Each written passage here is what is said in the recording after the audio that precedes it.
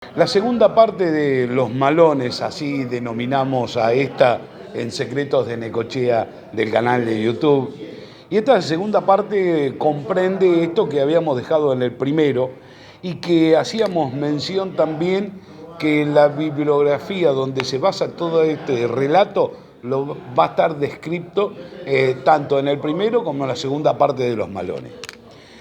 Quedamos con el fuerte de Blanca Grande, así se denominó, el borde de la laguna del mismo nombre, donde estaba asentada la comandancia denominada de la frontera sur de Buenos Aires y donde los Malones, quedaron en la historia en este caso. Se hallaba aquella frontera dentro de lo que le correspondía al coronel ítalo-argentino Nicolás Levalle.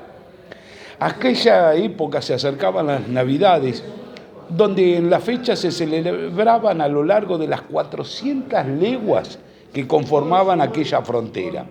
Aprovechando esos días, varios jinetes que venidos de azul, acompañados por algunos soldados libres de servicio, salieron para una boleada de avestruces. Pero casi desde la partida habían advertido algo raro en los animales, que a veces cruzaban bandadas de flamenco, cigüeña, pato y cuervillos. ¿Sabes qué? Volaban justo hacia el oeste, no hacia el este. Lo mismo para los caballos montados que se detenían sin motivo alguno, levantando las orejas hacia lo que era tierra adentro. Y de cuando en cuando resoplaban fuerte. La pampa se movía. Centenares de grupos de indígenas desplazándose cautelosamente por la rastrillada de tierra adentro. Se notaba precisamente que resoplaban y fuerte. La pampa nuevamente se notaba que se movía. Centenares de indígenas marchaban de noche y al galope, en etapas de 30 leguas por jornada, trayendo 2 caballos de la rienda cada uno. A 4 o 5 leguas de la línea de fortines se ocultaban en alguna duna o corrizal, descansando entre los pajonales con los caballos tumbados o mancados. Así iban juntándose y en las primeras horas de la noche cruzaron la línea de frontera, dejando de lado a un lado los fortines que nada, pero nada advirtieron por aquel entonces. Comenzó así la invasión, donde después arrasando los puntos elegidos para el pillaje. Un 28 de diciembre, un chasque que arrevienta a caballo llega a lo que se denominaba Blanca Grande, con la noticia de que la tribu del cacique Catriel, que poco antes había accedido a trasladarse, se había sublevado y se depredaban 20 leguas detrás de las líneas. Y de repente, un pavoroso grito. Los indios, se escuchó en toda la frontera. Las tribus del desierto, en cantidades considerables, rompían la frontera misma y hacían coincidir la invasión con el levantamiento de José y Marcelino Catriel. Namuncurá, Baigorrita, Pincén, Epumar Rosas, Rauquecurá, Ranqueles, Tehuelches, araucanos y pampas todos juntos, hasta incluso las tribus del río Colorado, eran los que atacaban desde la izquierda, derecha, sur y norte, en todas las direcciones. Desconcertados los comandantes de los fuertes sobre la dirección de este gran malón que ahora era la guerra en buena parte de la provincia de Buenos Aires. La zona del Quequén y el sur del Chasqui, e incluso Sierra de la Ventana, parecía la única que estaban tranquilas, pero después se iba a ver el porqué de esta razón. En todos lados se peleaba fuerte, sin tregua. 200 leguas cuadradas eran el campo de batalla y las noticias eran tremendas y anonadantes. Los coroneles Nicolás Levalle, Hilario Lagos y José Ignacio Garmendia, e incluso los comandantes Antonio Donovan, Sáenz, Maldonado, Máximo Gómez, Marcelino Freire, todos convergían hacia la gran avalancha. Si hasta el mismo coronel Villegas, con sus afanados blancos, baja desde aquel lejano Trenquelauquen. Al verse hostigados por el ejército, los indios dan vuelta y avanzan hacia la frontera, arreando el botín más gigantesco que nunca, pero nunca se había conocido. Decenas, centenares y miles de vacunos, centenares y miles de yeguarizos, decenas de miles de ovinas, entre nubes de polvo que oscurecían los horizontes, marchaban hacia el oeste. El desierto se podría decir que se los tragaba. Expulsados de sus tierras quedaban atrás campos incendiados, poblaciones amigas depredadas, sangre, mucha sangre, dolor y muerte. 900.000 animales se contaron como arreados.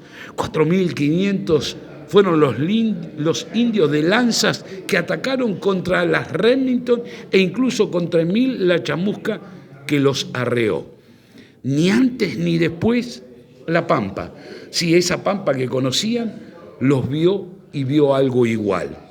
Esa enorme cantidad de ganado, fruto de años y años de malones y depredaciones, de la cual el pueblo indígena utilizaba una tercera parte, aseguran muchos, que era negociado en Chile por aguardiente, abalorios, lanzas, artículos de platería, tejidos y otras baratijas.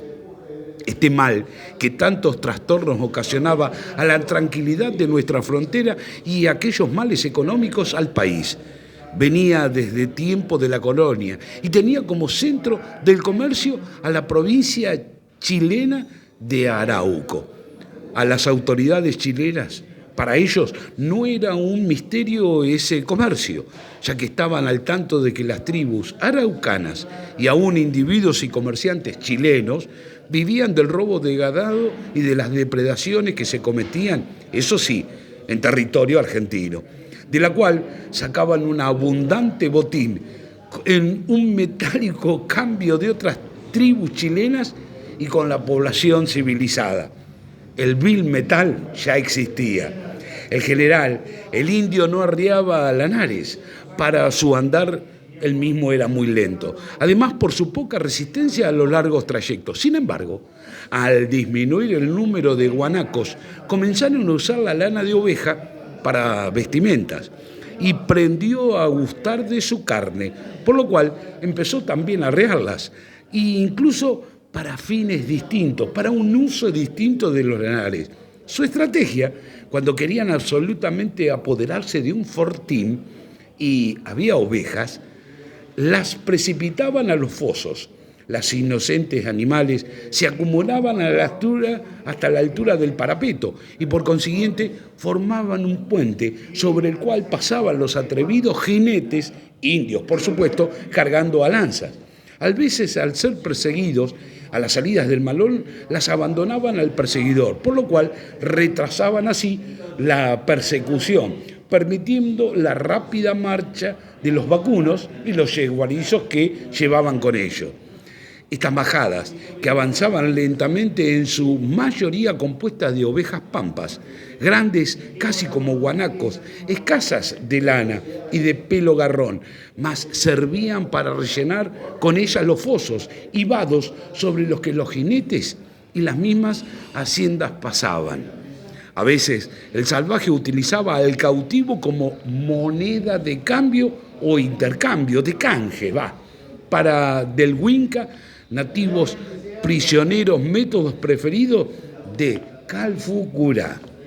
El pavoroso malón de ese diciembre de 1875 quedó apuntado al centro de la provincia de Buenos Aires, que se había abierto hasta el médano Ancaló, y hacia abajo, entre los fortines Necochea, Defensa y Libertad, no había llegado a la rinconada del río Quequén. Los motivos siempre fueron misteriosos e imprevisibles del indio. Algunos historiadores dicen que esperaban a que estos campos se repoblasen de hacienda y que el poblador creyera, al no ser maloneado, aflojara la vigilancia del mismo. Otros hablaban que era un santuario religioso y que los veranos venían a quedarse frente al mar a hacer sus ritos. Es más, hay muchos vestigios de su estadía en la zona que se denomina Médano Blanco, partido de Necochea. En los primeros días de marzo de 1876, desde atrás del Casuati se oye bulla de indias. Una cerrazón tremenda de la noche del 16 vomita la madrugada terrible la irrupción indígena en brutales pillajes, saqueos, incendios y deshuello, asolando a lo que hoy es Tres Arroyos, Necochea, Juárez y Lobería, y llegando por fin al Quequén. Los cruzan para desparramarse por los campos del Moro, Arce y Pradere. Solo los vascos pudieron cansar al indio. Una de las muchachitas cautivas que se casó con un vasco formando familia, pero esta ya pasa a ser otra historia. A fines de marzo, los ramalazos de este malón, que arriaban 15.000 cabezas de ganado mayor, se retiran por el denominado pescado castigado. Al llegar al Paso Medina, encuentran crecido el vado y llenan con puente aquello que contábamos, las ovejas del arreo sobre las que pasan haciendas y jinetes. Ya en noviembre de 1876, bajo del Pillahuinco, una invasión asolando el Quequén Salado, Tres Arroyos, San Cayetano, cruza el pescado castigado, toman rumbo a la laguna del Unco, en Juárez, Benito Juárez, donde los antiguos oficiales, ahora pobladores, Prado, Azarini y Reynoso, y vecinos y guardias nacionales los detuvieron en el Fortín Necochea, que fue instalado por el coronel de ingeniero Juan Fernando Cés. Eso fue allá por 6 de mayo de 1870, ubicado al sudeste de una laguna muy cerca del derrame del arroyo Salado. Eran indios de Pincén y Baigorrita, que en diciembre llegaban a Tandil, Azul, Tapalqué, arrasando todo el sur centro de lo que podríamos decir hoy la provincia de Buenos Aires. De una gran tormenta de tierra no dejaba ver el horizonte. Surgieron unos 500 guerreros en oleadas para llegar a Cristiano Muerto, pero ya no tienen el empuje de años anteriores, ni causan aquellos terribles estragos. Un 25 de mayo de 1878, el juez de paz de Tres Arroyos, Juan Carrera, escribe a su colega de Necochea, Vittorio de la Canal, que le comunicó a usted que en este momento, siendo la 1 de la mañana, recibo cartas del Salado donde me comunican que ayer, mañana, los indios acamparon aquí, poniéndose luego en marcha al Cristiano Muerto por la costa. Parecida comunicación del juez Carrera al de Juárez, Claudio Domínguez, informando que el mismo día a las 9 de la mañana unos 500 indios al mando de Cañupuil, Catriel y Namuncurá también invadieron las estancias de Santa Marina, Rossetti y Soler en el Cristiano, arreando todo lo que caminaba. En este último malón, en estos campos, después de alguna que otra pequeña partida de indios más delicados al abigeato que a pelear, a esos indios mansos de Pincén en los campos de Santa Catalina. Como conclusión, es evidente que los indios pelearon en inferioridad de condiciones, pues la creación de fortines, el uso de la pólvora mediante armas de puño, fusiles y cañones, les posibilitó mejores estrategias para dominar a los bravos hijos de estas tierras. Primero los europeos y luego los oligarcas locales, por supuesto, que lograron hacer desaparecer naciones indígenas enteras. Las únicas que se salvaron del exterminio fueron aquellas que habitaban allá en la lejana cordillera y los lugares boscosos, pues ningún colonizador pensaba en quedarse en esa peligrosa soledad. Así es la pequeña historia o gran historia de los malones en lo que hoy denominamos el hinterland de Quequén. Secretos de Necochea, suscríbete.